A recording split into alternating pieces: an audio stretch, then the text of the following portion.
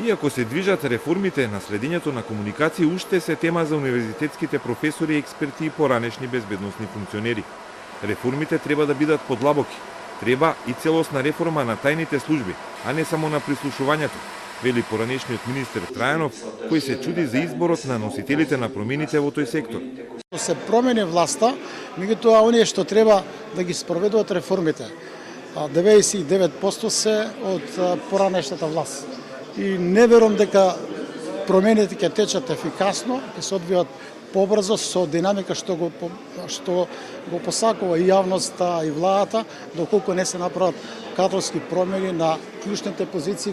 Македонската УБК, за разлика од тајните служби во демократските држави, се уште има полициско овластување. Односно, агентите на тајната полиција може да истражуваат, да апсат, да легитимираат граѓани. Сите тие процеси се оставени без контрола, а професорката Најчевска смета дека и новите предложени закони не го отстрануваат ризикот за граѓаните од можна злоупотреба на прислушувањето. Апсолутно се на ризик, заради тоа што навистина имаме многу малку сознание.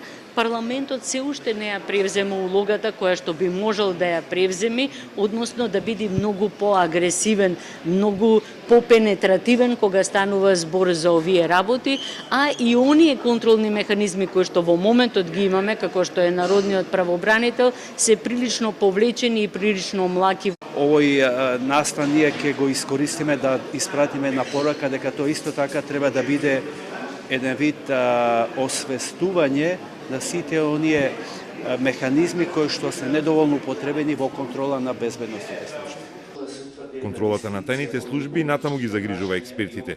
Беше кажано и на денешната дебата на фонд. Законите со кои се менува начинот на следење на комуникации, иако приоритети од прв ред се уште не се изгласани во собранието, а планот е нивната примена да почне од ноември.